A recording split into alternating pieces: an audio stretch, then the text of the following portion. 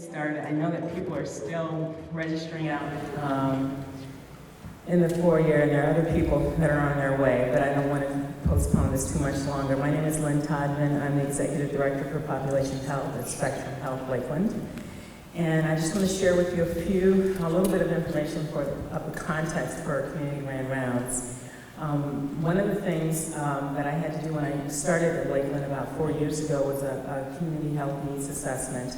And in that assessment, we identified pretty significant health disparities between Black and white people in Marion County. And in fact, in our most recent assessment, we found that the death rate for Blacks in Marion County is about 30% higher than it is for whites. And the premature death rate, so dying before the age of 75 or younger, is about 66%. So we have these significant differences in death rates, which is a good proxy for overall health in this county.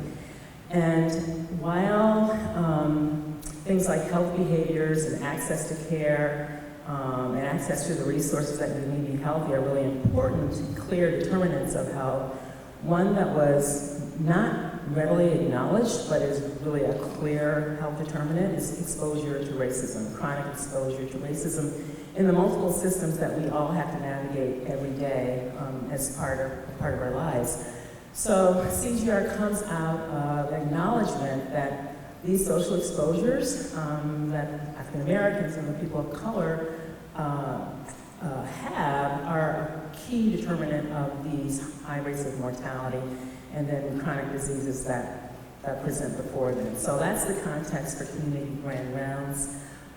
We have a couple more speakers coming next year, and over time we're going to evolve. We will continue to talk about racism, but we're also going to talk about some of the other social exposures that undermine people's health, like classism, sexism, and other things that actually harm people in ways that show up in our health.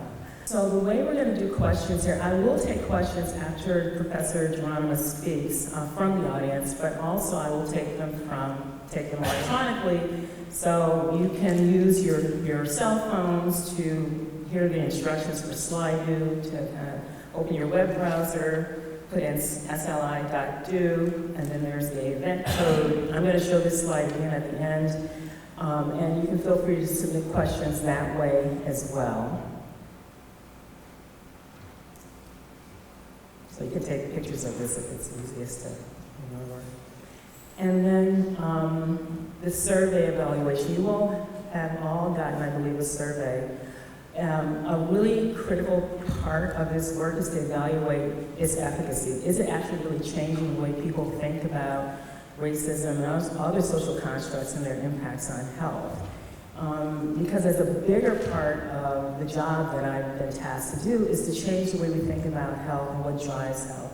It's not just the health system, it's a lot of the stuff, the other stuff that we have to navigate over in our lifetimes. And this survey evaluation tool that we're going to ask you to fill out will help us understand if the way in which we're communicating this information is actually working in terms of getting people to think differently about what shapes health and think differently about the kinds of interventions we have to engage in order to improve health outcomes. So please, please, please fill out the evaluation survey.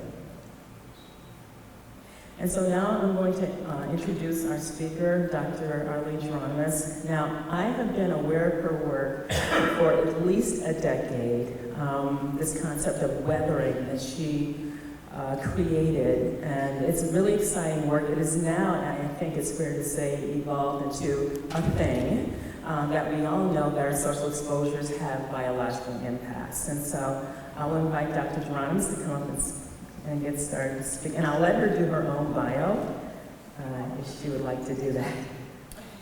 That's enough, she says. Okay. Are you going to go to the... Yeah.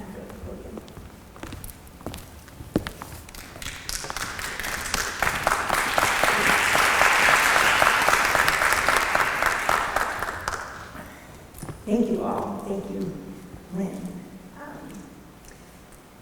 I think that says most of what needs to be said. I'm a professor at the University of Michigan School of Public Health and Institute for Social Research. I've been studying racial inequities in health 40 years, which was before there was that term.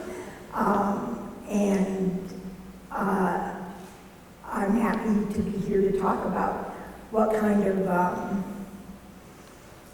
from a 40-year stint in this, what is sort of the insights and hindsights and maybe even foresights that I've been able to develop. And so I'll just get started. Some of you may have seen this column by Damon Young in the New York Times I'm sorry, that was the title of the talk.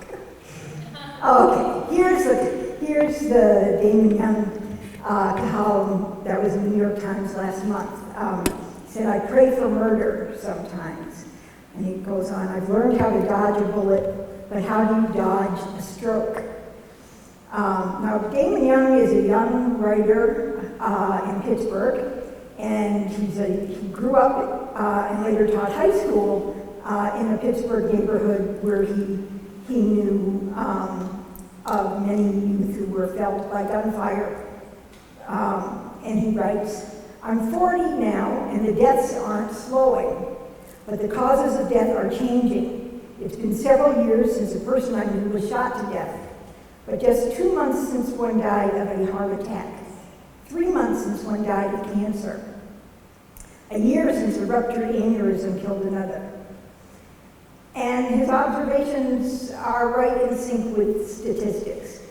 What this graph shows is the blue line is from people aged 25 to 65, so ages we think of as kind of the prime of life, and the healthiest ages.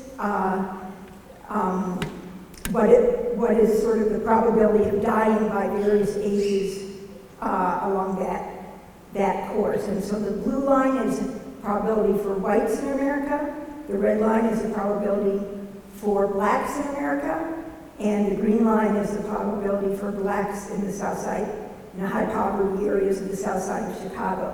And what I want to point out there is that while we're all understandably very concerned with what happens among youth, whether it relates to homicides or drugs or gun violence or needles, in fact, the inequity between blacks and whites and between the poorest blacks and whites is much larger as you age through middle age.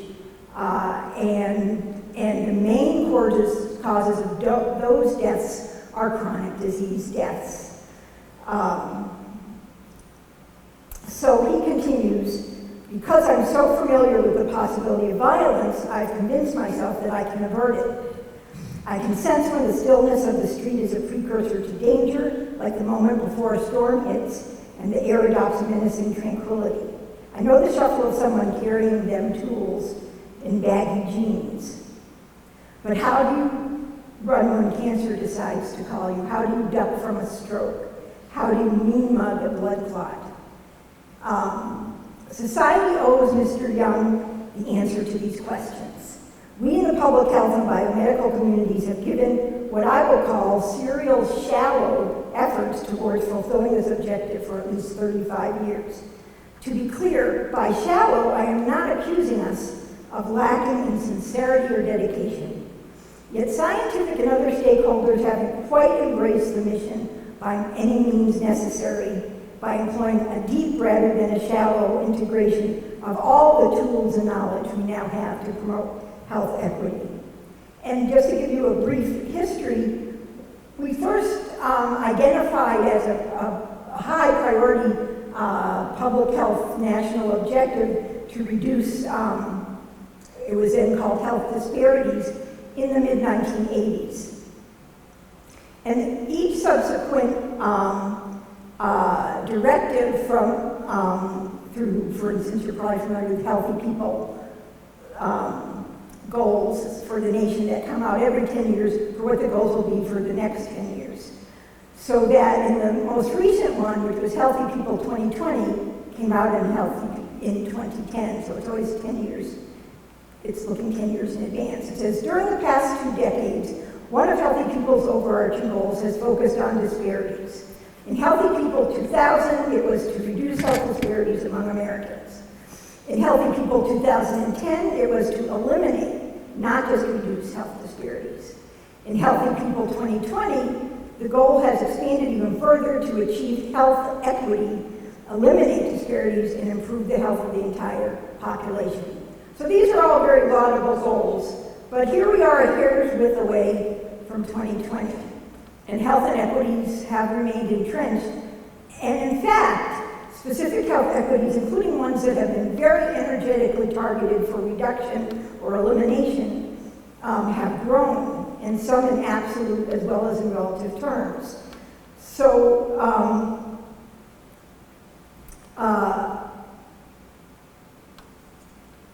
so here's one example that has been in the news a lot, but I could give you others.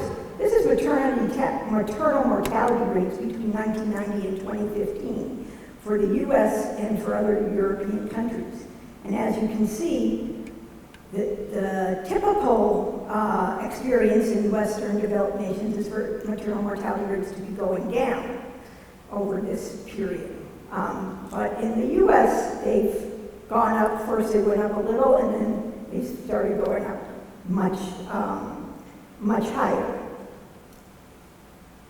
And not surprisingly, I wish it were surprising, but not surprisingly, that those excess maternal deaths are not experienced equally by Black and white women.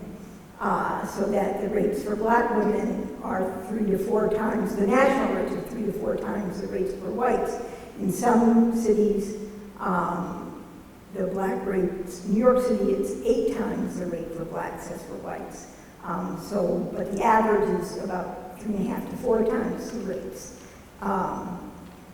So this failure suggests a compelling need to consider new ways to theorize and study health inequities, and new ways to attempt to prevent, reduce, and ultimately eliminate them.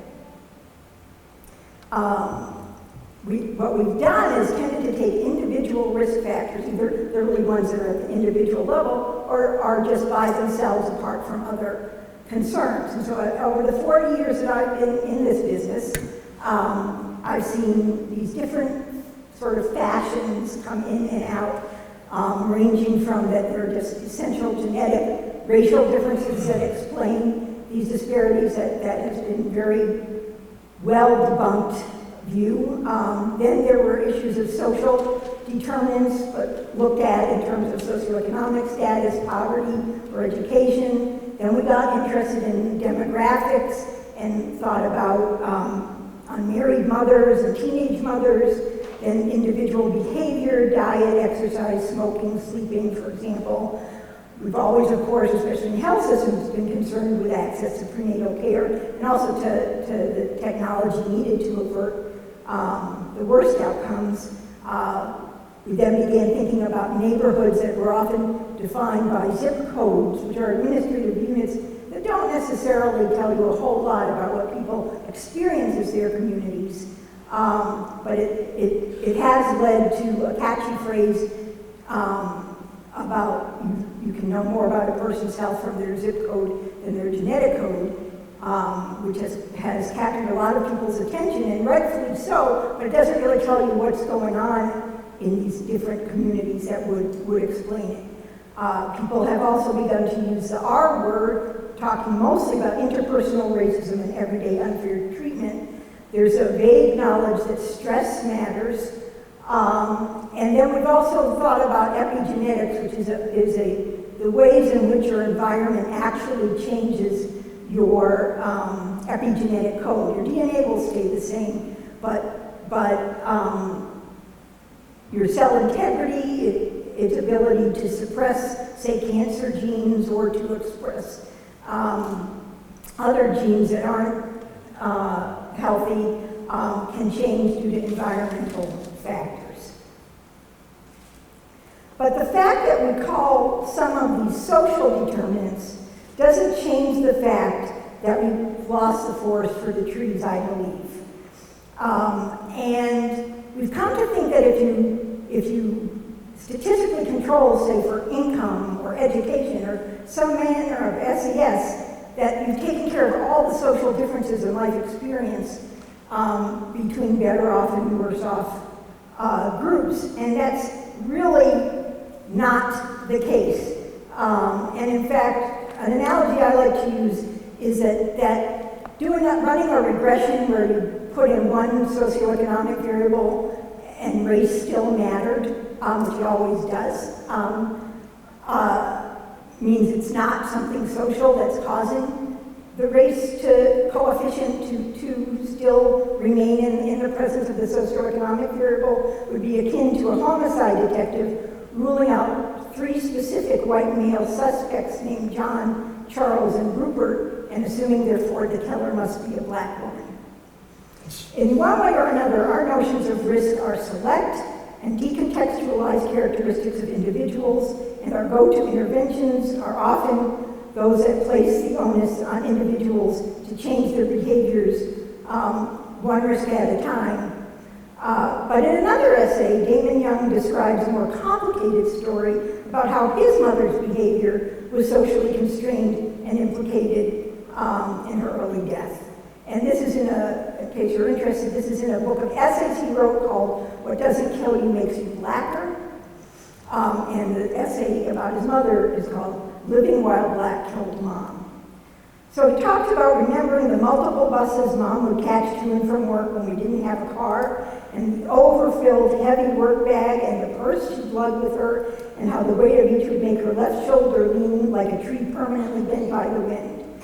He tells us that Mom died in 2013, the culmination of an excruciating and tragic 5-year stretch where she, 1, discovered in 2008 that she had COPD, 2, lost her house in the Great Recession to foreclosure, 3, experienced debilitating and mysterious back pain from 2010 to 2012 that the doctors she went to see couldn't diagnose, and then discovered in 2012 that she had stage 4 lung cancer.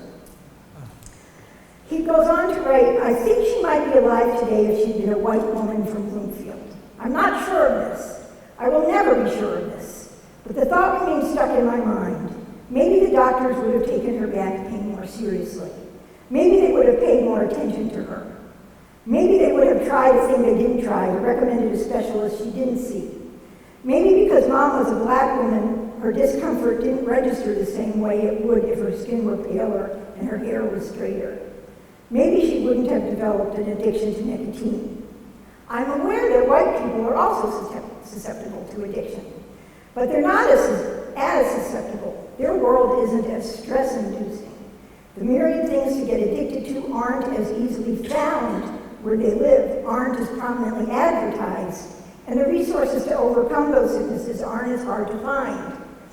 And when addiction does cripple white communities, as it has with the opioid epidemic, they don't get America's fire and fury as black neighborhoods devastated by crack did. So you could reduce his mother's death to the usual isolated risk factors. She had too much unmanaged stress with all those buses she had to take to work. Clearly she engaged in some unhealthy individual behavior, smoking. Socioeconomic disadvantages clear here through the foreclosure of her home, among other things, and taking buses to work.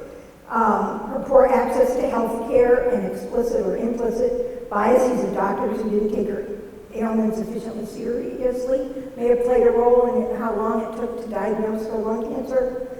But I think you would be missing the full and profound ecology that set her early death in motion if we reduced it to those individual factors, as important as any one of them may be. Just as Mr. Young has aged out of gun violence as his most likely cause of death, only to see that what he thought was the light at the end of the tunnel is a Mack truck of chronic disease barreling toward him at a high speed. The members of the public health and medical establishments, we need to stop sort of shining this week's potential silver bullet and instead just mean mug the Mack truck. So toward that end, let me focus for a moment on maternal mortality, which I see as an illustration of something much broader. As many of you are aware from the papers, Erica Garner died at age 27 from a heart attack in the last days of 2017. The very next week, the death of Sergeant Tamisha Dickey, 38, rang in the new year. Their proximity of their deaths to giving birth classified each as a maternal mortality. Along with Serena Williams, Shalon Irving, and Keira Dixon Johnson, they were accomplished black mothers in their 20s or 30s who died or almost died, in the case of Serena Williams, all the others did die, in the course of little more than a year. These deaths and near deaths are egregious. Medical record reviews in many states are now finding that more than 40% of maternal deaths in recent years were completely preventable with more responsive, perhaps less biased medical care. As noted earlier, U.S. trends are out of line with our Healthy People objectives, and also with the trends in other Western countries where maternal death rates have been trending down as U.S. rates have increased. In fact, the U.S. currently places 50 in the entire world in maternal mortality, where 99% of maternal deaths occur in the high-poverty global South. The WHO has gone as far as to call the U.S. maternal death rate a human rights violation. Beyond reciting these staggering set of mind-numbing statistics, I hope to suggest a way forward. In my perspective, Erica Garner, Tamisha Dickey, Serena Williams, Shalon Irving, and Keira Johnson gave a public face to a structurally rooted biopsychosocial process I have theorized and called weathering. The word weathering is a contronym, a word with opposite meanings. Weathering can be a sign of deterioration and erosion, as in the rock was weathered, but weathering can also be a sign of strength and endurance, as in the concept of, say, the business weathered the recession. For health, it can be both. Think of Damon Young's mother. She did suffer exposures, the foreclosure, bus fumes, stress and strain, smoking, but she also took those buses every day, carried on for years in great pain, supported her family within the structured constraints she faced. She did what she had to do to allow her family to survive and to a degree overcome. She was resilient. She sought medical attention when she became symptomatic. Still, despite her personal and cultural strengths and extraordinary efforts just to live an ordinary life and seek medical help when she needed it, she died too early and too painfully. She died at age 60. It is likely she was weathered. So weathering conceptually is sort of represented in this slide, and what I'm hoping it shows is this idea that weathering theory emphasizes health as a phenotype. Population health is a phenotype, not a genotype. An emergent capacity of human beings that dynamically develops over time in response to multiple nested and contextually fluctuating social, economic, and physical environmental circumstances, behaviors, and biological processes at the molecular and body systems levels.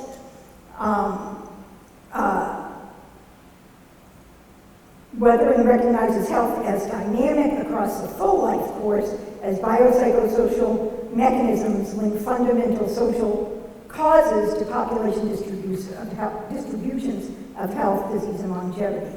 Now, some people, I guess I should talk a little here about some of the mechanisms, if you're wondering, for what weathers people. And it's that over time, experience with repeated or chronic stressors and the high effort coping they entail, so both kinds of weathering, induce stress-mediated wear and tear on the neuroendocrine, cardiovascular, metabolic, and immune systems. And the systems become dysregulated and exhausted as cell integrity is violated, leading to accelerated biological aging and increased general health vulnerability.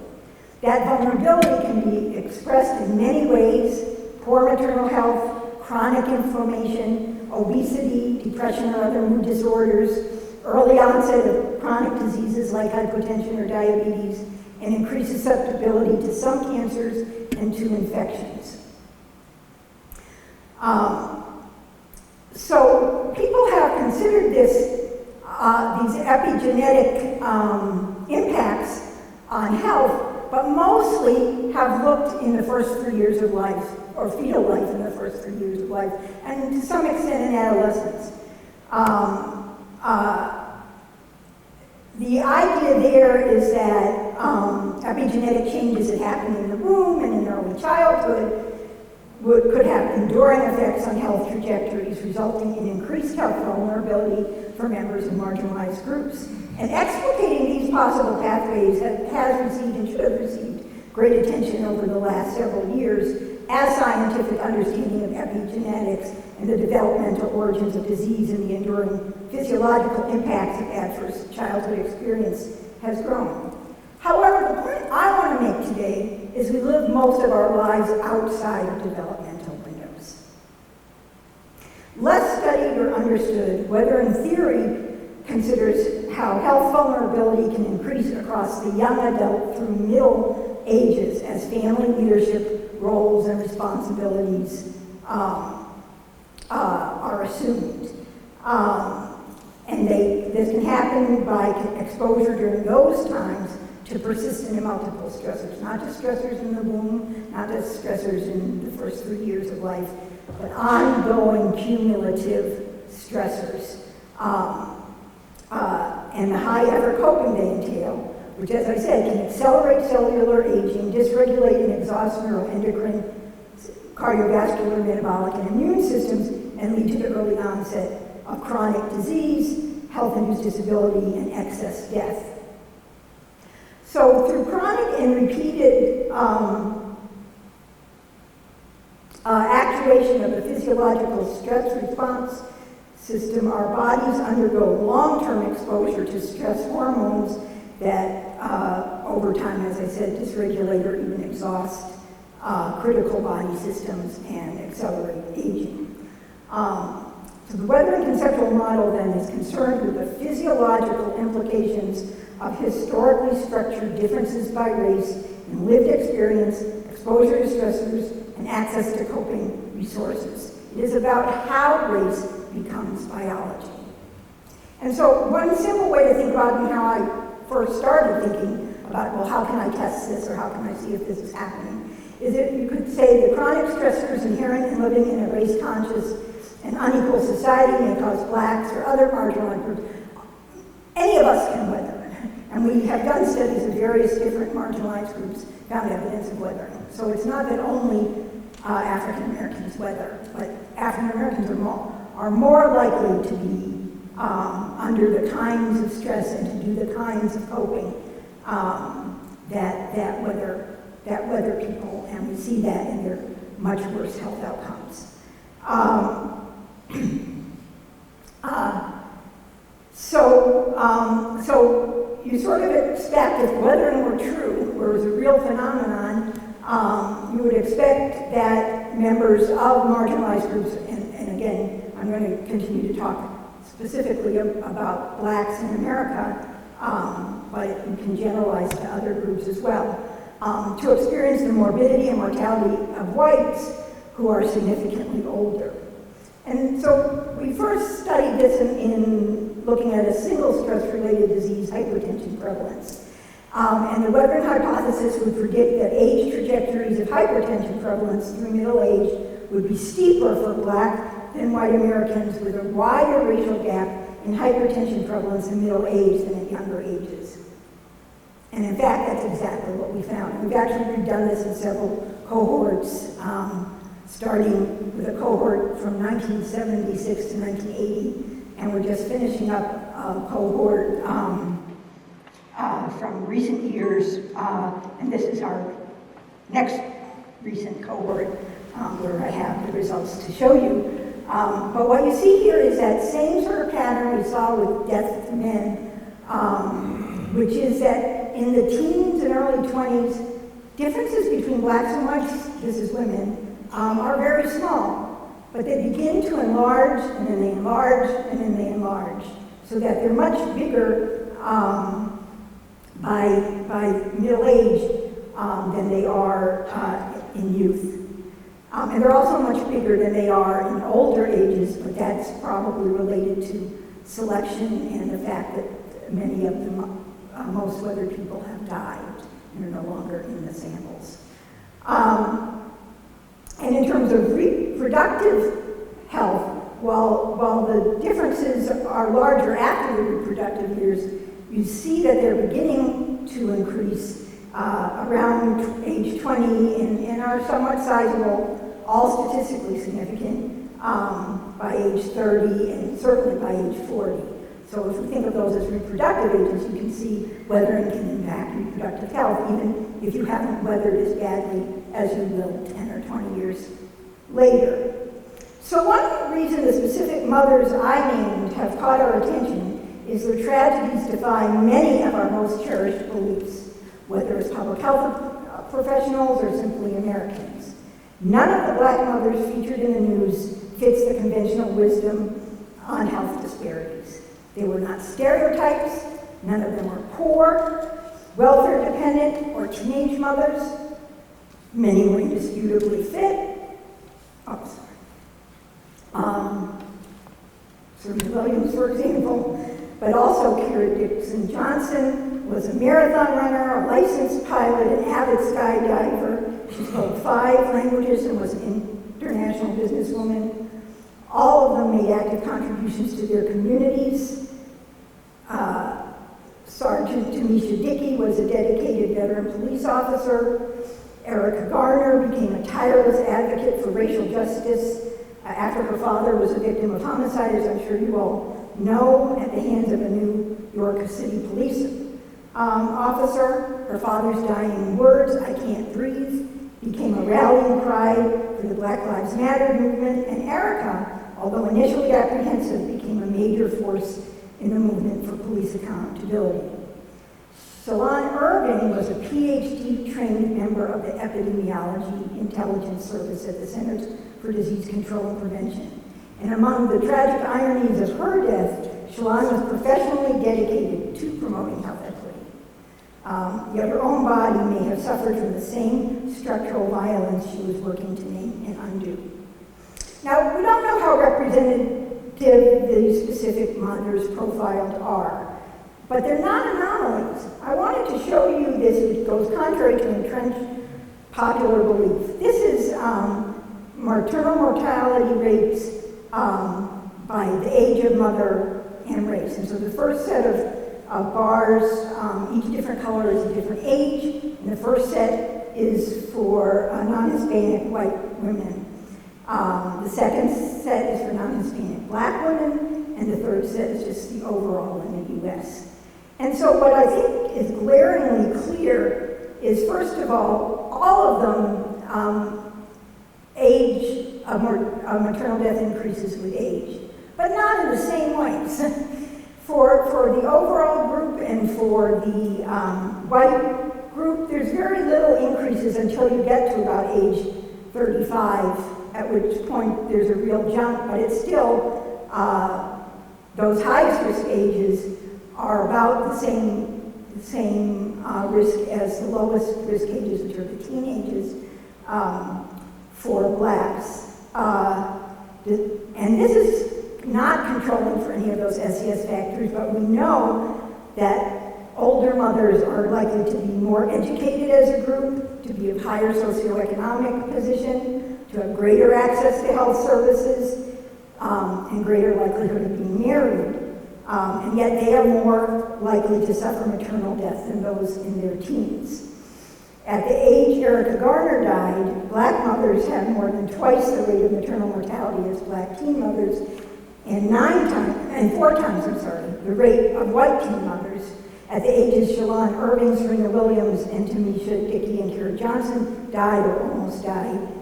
Black mothers as a group experienced 5 times greater rates of maternal mortality than Black teen mothers, and more than 9 times the rate of white teen mothers. Over the same time period, maternal mortality increased. The proportion of first births at these more high-risk ages increased. And so in 1995, they accounted for a little less than a quarter of births, but by 2018, they accounted for almost 40% of all births. And moreover, the distribution of causes of maternal death have also shifted away or towards weathering types of conditions. So what you see here is each colored bar represents time period from 1987 in the first one to 2010 in the last one. And then each set of bars is a different cause of death. And so while in the 80s, hemorrhage was the predominant cause of death, of maternal death, it's gone down quite substantially over time.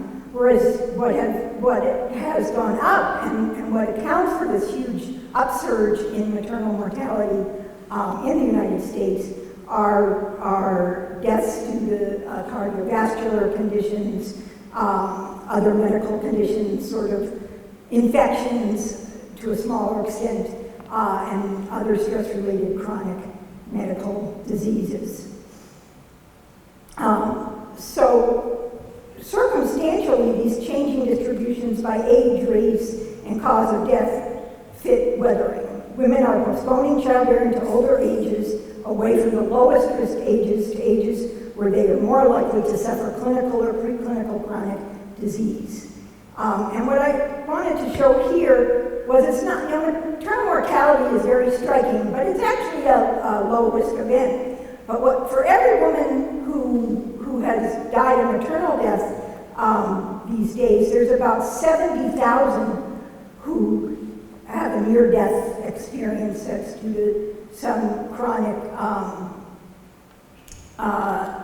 extreme disease during delivery. And what you see is even those maternal, what's called severe maternal morbidities, have gone up in lockstep over the years. So it's not only who dies, it's also who's not well, and to begin with.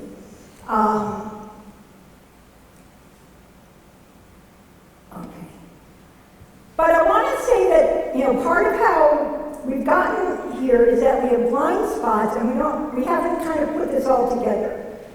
So for Kira Johnson and Tanisha Dickey, who came to their birthing experiences without any diagnosable pre-existing conditions, their tragic stories get described as some combination of bad luck, acts of God, and medical error, perhaps influenced by implicit racial biases of their healthcare providers. And there's certainly quite a bit of evidence in their cases, especially Kira Johnson's, that medical unresponsiveness is likely to have played a very large role in her death. But the weathering hypothesis suggests that long before they entered the hospital, their lives in a racialized and unequal society may have set them up for that kind of medical error to make such a life-threatening difference to the outcome of their birth. Now, so we kind of dismiss Kira and Tanisha because we say, who could have known? It must have been an act of God. There was no sign of anything. But Erica Garner and Serena Williams are also called special cases precisely because they had pre-existing conditions. So it's sort of either way, nobody's really thinking through what's really going on here. Erica suffered from an enlarged heart. Serena had a history of blood clots. It's possible, even likely, that in part or whole, their pre-existing conditions were measures of their lived experience as Black women in the United States and its lifelong wear and tear on their health. There are vivid and biologically plausible pathways through which chronic stressors could have contributed to Erica Garner's enlarged heart in her 20s or Serena Williams' blood clots in her 30s. We know that physiological stress response activation leads our veins to constrict and increase blood pressure. If we're subject to chronic stressors, our veins become hardened over time. Damage to the veins and arteries lead immune cells to cluster with fats, proteins, and glucose and build up atherosclerotic plaque. And muscles in the left ventricle of the heart can enlarge and thicken. That could have explained Erica Garner's enlarged heart. In addition, those clogged circulatory systems can lead to thrombosis or embolism. Perhaps that played a role in Serena Williams' history of blood clots.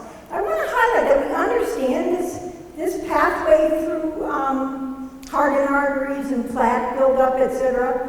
But we mostly think about it in terms of what we eat or whether we exercise. And while those, of course, do matter, I'm not suggesting otherwise, I think many people miss that being subjected to chronic stressors and to high effort coping with chronic stressors also sets that physiology in motion, and will not necessarily be affected in a positive or negative way, but by just eating correctly or making sure to exercise.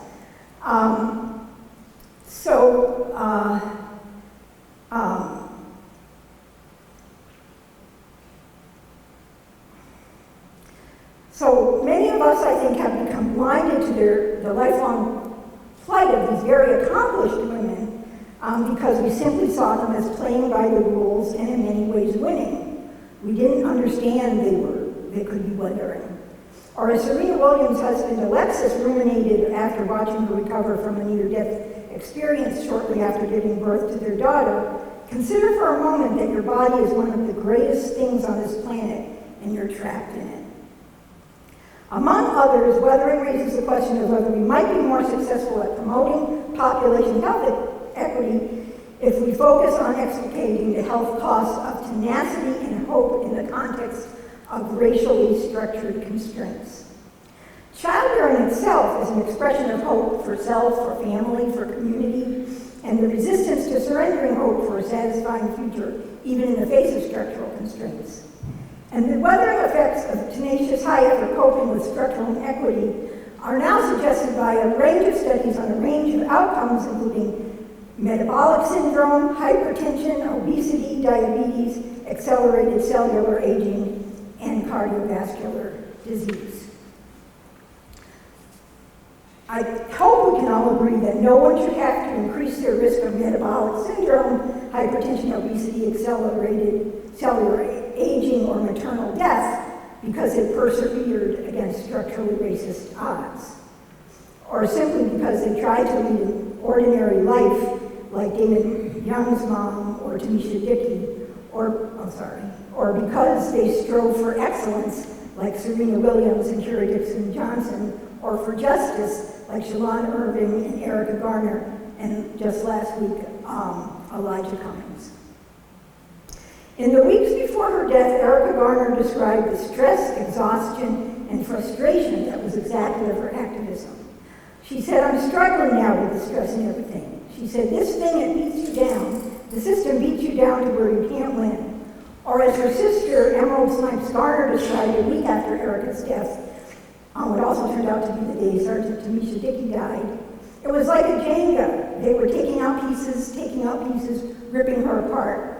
One way to think about weathering is as a life or death Jenga.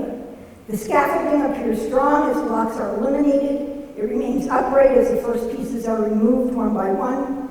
To all appearances, it is standing strong until the removal of that last fateful block exposes the many weaknesses of the interior and the tower collapses. For the mothers profiled here and many others like them, I'm suggesting they may have entered pregnancy with weathered biological systems that suffered weaknesses and vulnerabilities more often characteristic of women who are substantially older. Some of these have been identified as diagnosed conditions: the enlarged heart for Erica Garner, the history of blood clots for Serena Williams. But for all of these mothers, even those who didn't have a diagnosable condition, the physiological stress of pregnancy and childbirth may have been that last fateful force, sort of the unwitting stress test and tipping point that when superimposed on weathering or prematurely aging bodies, ripped them apart. The weathering framework provides a lot of fertile ground for continued research to test possible pathways. We can come up with all kinds of studies, just looking at this one diagram alone, and certainly we should and are continuing to do so. But I'm going to highlight that my experience suggests we need to make researchers in the social sciences and the humanities, along with community partners, as the central protagonists in this effort, to help ensure our hypotheses are grounded in lived experience and grasp the real-world meaning of our data. We need to stay mindful that, as Van Jones says of the environmental movement, those who are hit first and worst should not be the last and least heterogeneous of solutions. And that can be the difference between just finding some statistical association with health and your zip code and understanding what's going on in those communities that where things are worse and what's going on in the communities where things are better, to arrive at actual ideas for policies and interventions and to address unmet needs. Unfortunately, academia, the tech and pharmaceutical industries, and biomedical research appears to be veering in a different direction, providing huge resources, prestige, and potential profits for doing statistical analyses of big data sets and exaggerating the promise of personalized medicine while being blind to how speculative it is, and that to the extent it does advance, its implementation is more likely to increase health inequity than decrease it because of a combination of market forces and entrenched social bias. So we who have been constant gardeners dedicated to promoting health equity, who affirm that Black Lives Matter, now have, as I said earlier, enough hindsight and insight and foresight that oversights really can no longer be tolerated or are really not excusable. We could have claimed ignorance 30 years ago, maybe 20 years ago, but we can't anymore. If we follow the clues to the importance of historically structured lived experience to health, we can be led to policy and intervention approaches worth implementing and evaluating that are weathering-informed and speak to recognition and restorative justice. While it is beyond the scope of today's talk, I'm going to mention a few of these that to greater or lesser extent, are being embraced in particular locales. So one is simply the idea of having health equity as a consideration in all policies. Sometimes people talk about writing health impact statements. And there are some obvious examples like housing policies, economic policies. Certainly we need to think about how those impact different populations differentially in ways that could lead to health inequities. But there's also other things, and I picked a couple that are pretty high profile lately, which is the changing of immigration violations from a civil offense to a criminal offense, and thus the using of militarized raids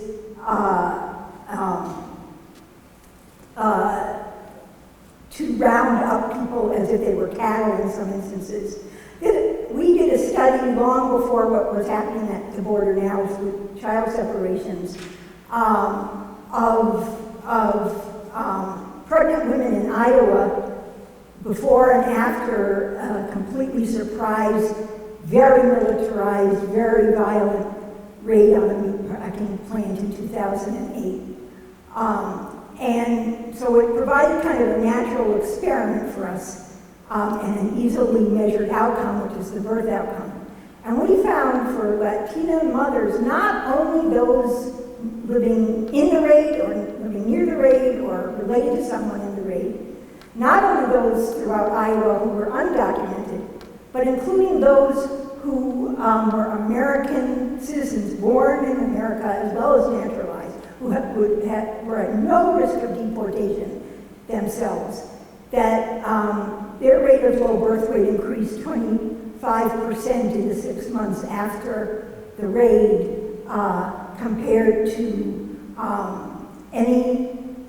that same 6 months period for any of the, I think it was 9 years preceding the raid and several years after. And this did not happen to the white women in Iowa, only to the Latinas. There are certainly plausible biological pathways through which complex and inflammatory and endocrine responses are known to affect birth adversely. But what I think is also interesting, besides the very quantifiable impact on babies, was that those processes were set in motion by a cue in many cases to people who were not at risk and nowhere near that Latinos aren't valued in our current society. Similar study found the same thing for Muslim women in California after 9/11. So again, these are women living in California. They weren't in New York. They weren't subjected directly to the blast. And yet, there's the way that their sense of belonging or cultural affirmation or identity safety or just safety was threatened by knowing how people sort of turned on Muslims and blamed all Muslims for the acts of a few, may have been why we saw this finding in both studies of the group that at that historical moment is being particularly denigrated has worse birth outcomes. Another thing that many people are in local areas around the country are trying to do, and you may be doing some of this here, is looking at those segregated communities and investing in those people and places. And so there's a concept now you may have heard of called wellness-based development, which is how to improve those zip codes in ways that are equitable, that the benefits go to the original residents as much or more than they go to, say, gentrifiers. It's very different from the first round of kind of trying to revitalize urban areas, which involve making it great tourist spots, demolishing public housing, spreading the people who live there to the winds. Now there is this idea that you need to take this high road revitalization with equity and environmental justice components, and that to do so you can leverage government programs, local anchor institutions, which are often health systems, and local community organizations and residents to do so. Another thing that there's a push for is recognizing how blacks bear a much higher burden of living in energy inefficient homes in the United States, and that programs to provide weatherization assistance will probably promote health better than the programs that we have that give them a little assistance to pay their bills, and will have much more enduring effects. And that they're also a critical step toward restorative justice at the same time. And lastly, I want to say, well, it's easy and imperative that we think about the health harms that have been done in high poverty and residentially high segregated communities. We also have to now recognize that some health harms to the marginalized are actually more likely to be activated in numerically diverse integrated settings, including ones that are relatively economically advantaged.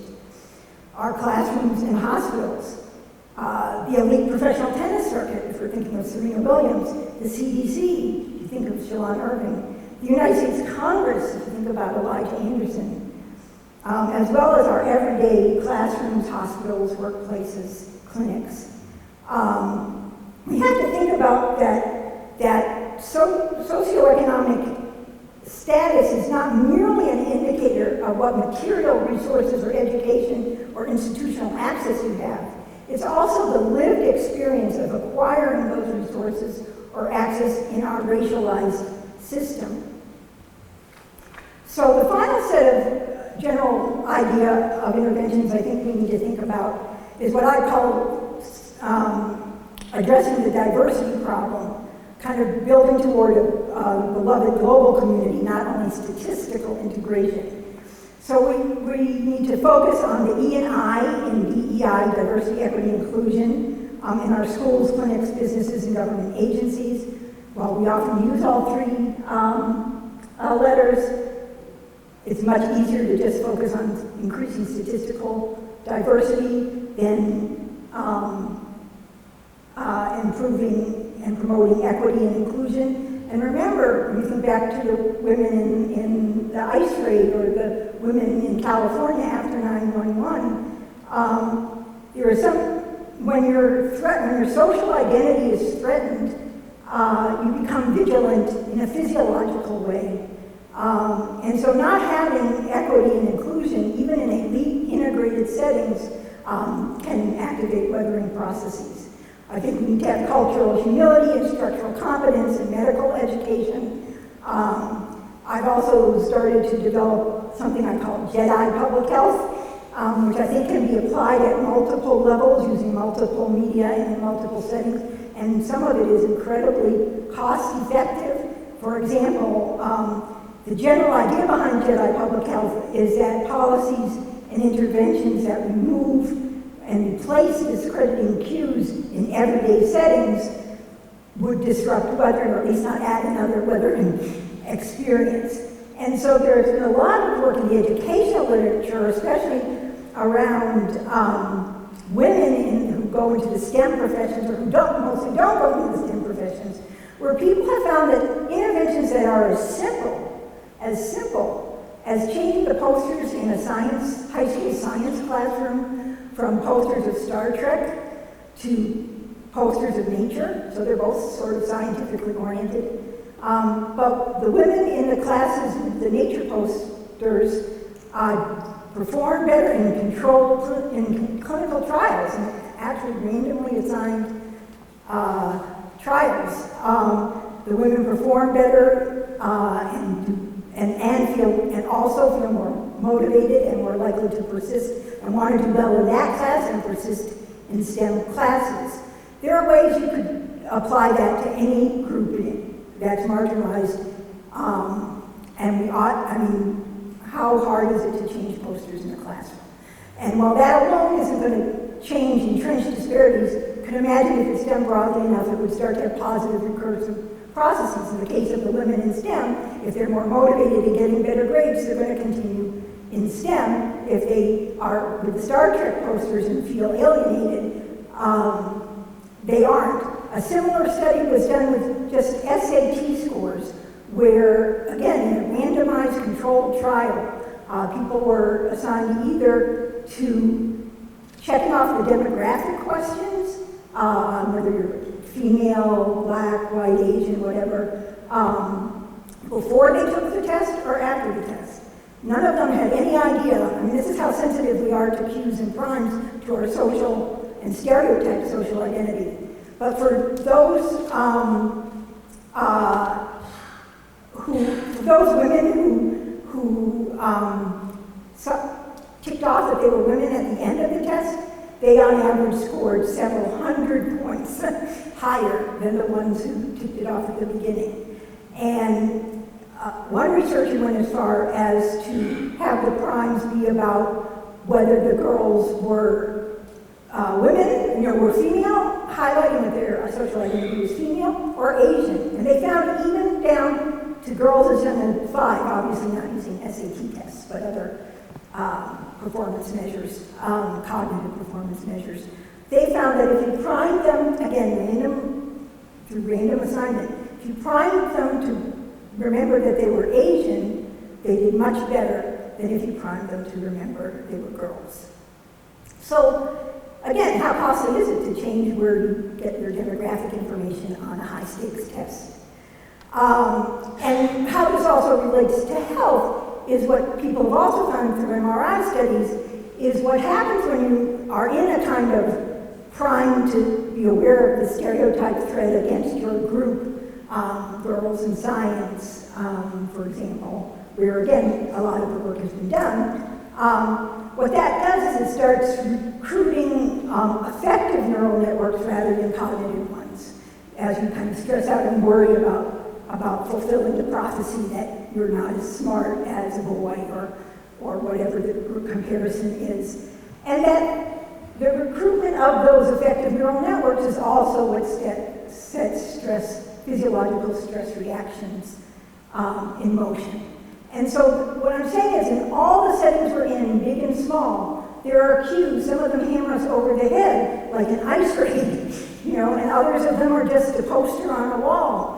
But if you're subjected to those cues everywhere chronically, as well as to the threats that come from environmental injustice, living in polluted areas, not having access to good food,